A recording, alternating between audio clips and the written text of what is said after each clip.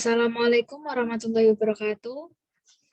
We are group 2 from International Class of Mathematics Education.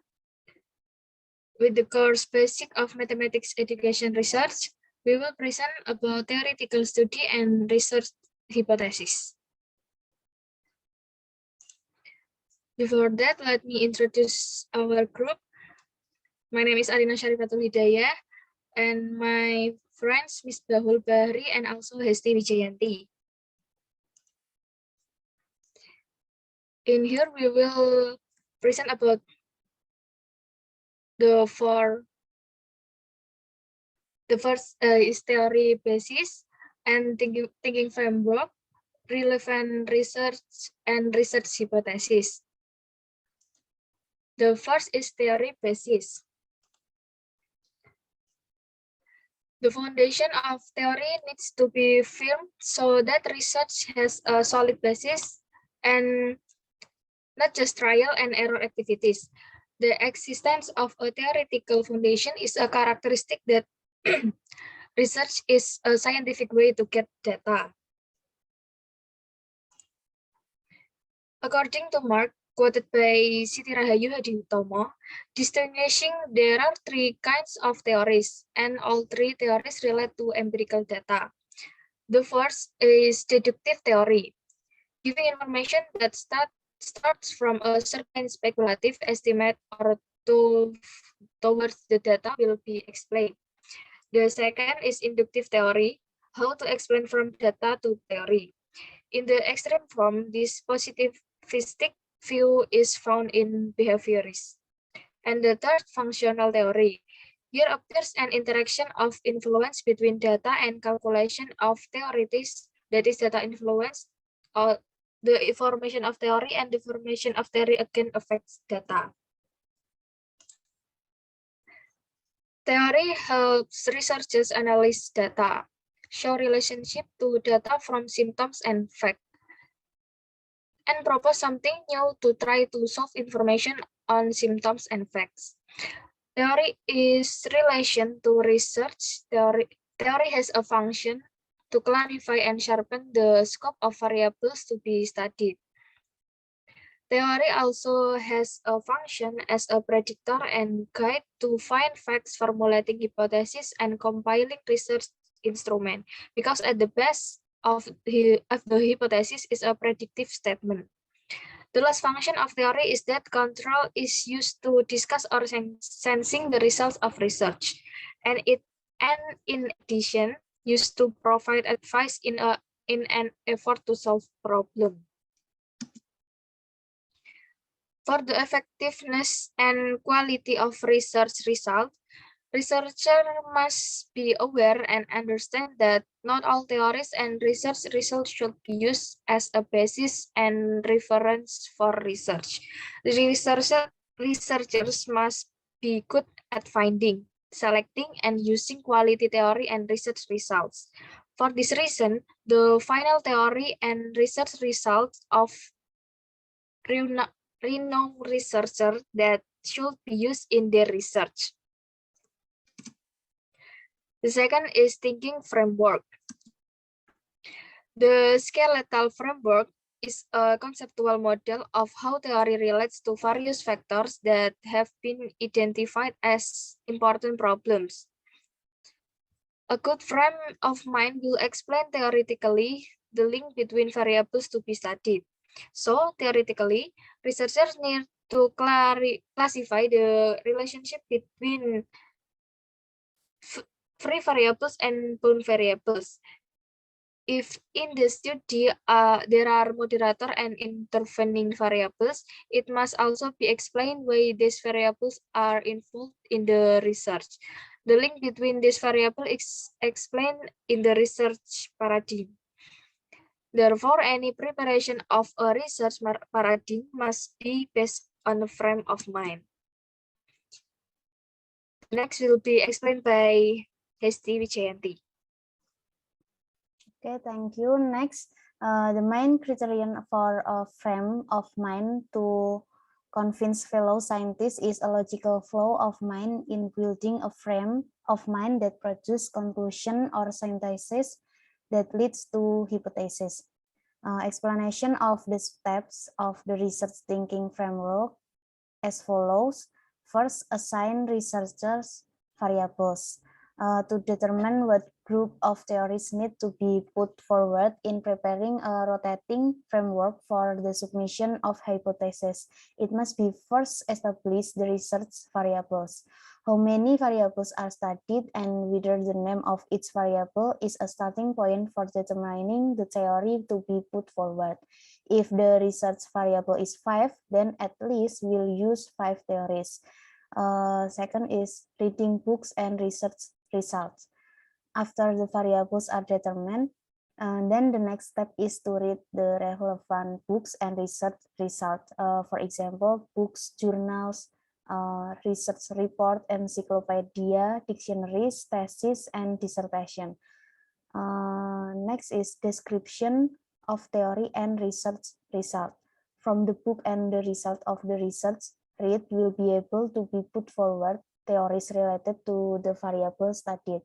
As has been stated, the description of the theory contains a definition of each variable studied, a detailed description of the scope of each variable, and the position between one variable and another in the context of research.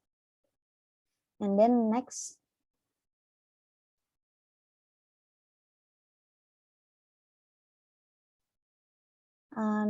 critical analysis of theory and research result. At this stage, researchers conduct a critical analysis of the theory and the result of the research that has been put forward. In this analysis, researchers will examine whether the theory and the result of the research that has been established is really in accordance with the object of the study or not, because often the theory originating from outside is not suitable for research in the country. And then the next is comparative analysis of research theory and result. Comparative analysis is done by comparing one theory with another and the result of one study with another. Through this comparative analysis, researchers can combine one theory with another or reduce when viewed too broadly. And the last is synthesis or conclusion. Through comparative critical analysis of theories and research result relevant to all the variables studied. Furthermore, researchers can conduct synthesis or temporary conclusion. The synthesis of one variable with another variable will produce a rotating framework that can then be used to formulate hypotheses. Next. Next is relevant research.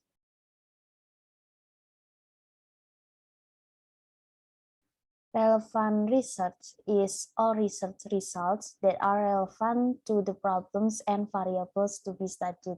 The study of relevant research results, which is often referred to as previous research, contains the result of previous studies that are relevant to the research that has been carried out, which has been carried out by other researchers, with the aim of avoiding duplication. In addition, to show that the topic to be studied has never been studied in another in the same context. Next. How to describe the relevant research. Firstly, the researchers can mention the name of the previous researcher, the title of the researchers, where and when it was written, in what context or in what form it was written. Then describe the result of the research that has been done by the previous researchers, and then analysis. Mention the different aspect of the research that the prospective researcher will be doing, and then finally emphasize where the originality or authenticity of the research that will be carried out by prospective researchers is. Next. Next is benefit of relevant or previous research. It is very important to trace and describe relevant research and previous research. Here are some of the advantages of conducting previous research studies. First, relevant studies can provide more sources of data, reading materials, and reference materials on the topic to be researched. And then relevant studies are carried out to avoid duplication and to be different from what others have done before. And then to show the originality or authenticity of the research to be carried out, that the research we are doing is not the same as previous studies. To show the sides and parts of the difference with previous research, revealing research that is similar to the research we are going to do. In this case, it is also shown how these studies answer problems and design research methods.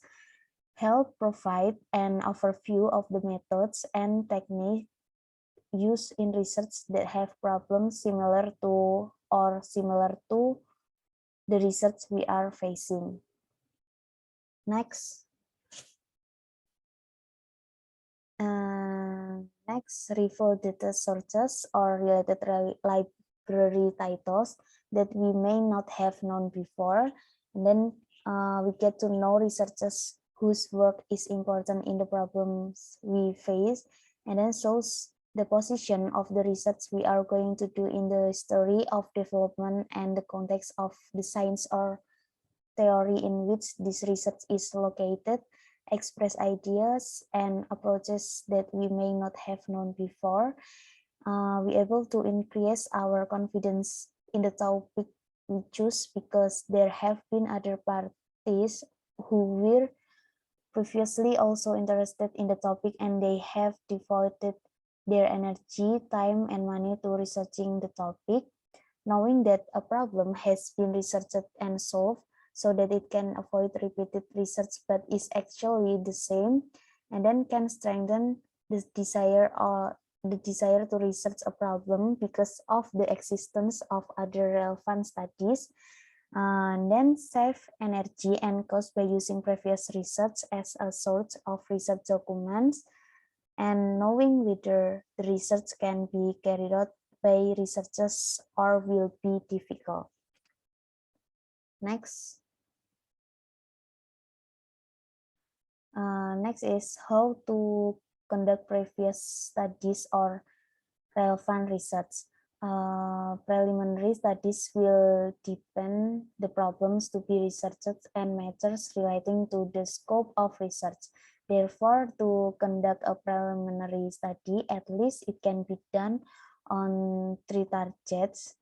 There are documentation such as books, magazines, reports, and other written materials containing various information related to the research problem and the scope of the research to be carried out, and then the location or place where the research will be conducted. Many things, whether in the form of objects, situation, or events that exist at the research location, can be information or data that can be used as material to deepen or clarify research problem and other matters related to research.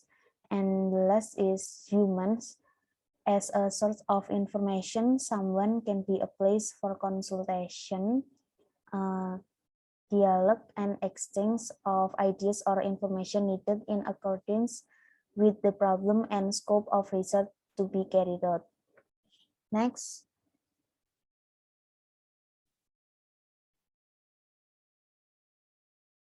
Next will be explained by Ms. Bahul Bahri. Okay, for the last subtopic is research hypothesis. Definition of hypothesis. Hypo means under and thesa means truth. So the hypothesis means under the truth is temporary. A hypothesis is a temporary answer to a research problem until it is proven through collected data. A hypothesis is a tentative statement, which is a conjecture or guess about what is observed in an attempt to understand.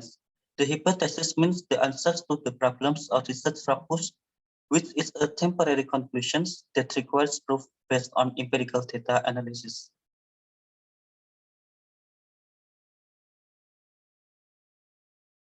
The type of hypothesis. The first is working hypothesis or abbreviates alternative hypothesis or HA. The working hypothesis states that there is a relationships between the variable X and Y, or there is a difference between two time groups. The second is the null hypothesis, is abbreviated as H null, which is often called the statistical hypothesis because it is usually used in quantitative research with statistical analysis, which is tested by statistical calculation. There are 5 kinds of hypotheses, namely descriptive hypothesis, comparative hypothesis, associative hypothesis, causal hypothesis, and nonlinear hypothesis. Next. In order for the preparation of the hypothesis to meet the standards as a true or good hypothesis, the following characteristics can be considered. The first is hypothesis is derived from a theory, structure to explain the problem, and state in statement. Second is the hypothesis must be stated clearly in correct language and operationally. To test a hypothesis empirically, it is necessary to operationally define all the variables in the hypothesis and know for sure independent and independent variables. Next is the hypothesis states the variation in value so that it can be measured empirically and provide an overview of the phenomenon under study. Next is the hypothesis must be value-free, meaning that the values of the research subjectivity should not be part of scientific research. Next is hypothesis must be testable and must be specific. And the last is the hypothesis must state the difference or relationship between variables. Goody and Head explain the characteristic of the hypothesis as follows. The first is conceptually, the hypothesis must be clear, that is, as far as possible, an operational definition is met. The second is the hypothesis must refer to the empirical, that is, it must not contain concept based on judgment.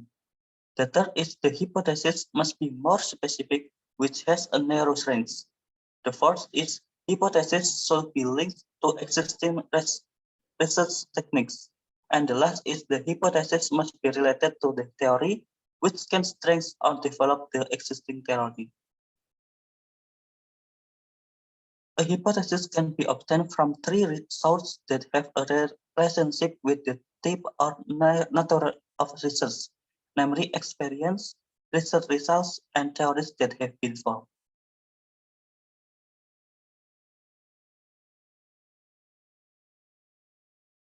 The last is the use of the hypothesis according to Donald Ary. Donald Ary are first, the hypothesis provides a temporary explanations of the symptom and facilities of the expansion of knowledge in a field. The second is the hypothesis provides a statement of the relationships that can be directly tested in research. The third hypothesis provides directions to research, and the last is the hypothesis provides a framework for reporting research conclusions. So for the conclusions, from the explanation above, it can be concluded that first, theoretical studies are intended to provide a foundation or basis for thinking in the research to be carried out. The second is through theoretical study, as well as from relevant research results, researchers will obtain an overview of the concepts so that a complete and clear frame of mind can emerge about the relationship between research variables. The third is the framework of thinking is intended to explaining the meaning of the words in the theoretical study that are still abstract in their meaning, of which can give rise to either meanings or multi-interpretations. And the last is, in formulating the hypothesis, the researcher is bound by the problems that have been proposed and is also related to the theoretical frameworks that has been put forward, and the research variables with data will be searched through the conceptual framework that has been outlined. Okay, that's all of our presentations. Sorry if there are any some mistakes. Thanks for your attention. Wassalamualaikum warahmatullahi wabarakatuh.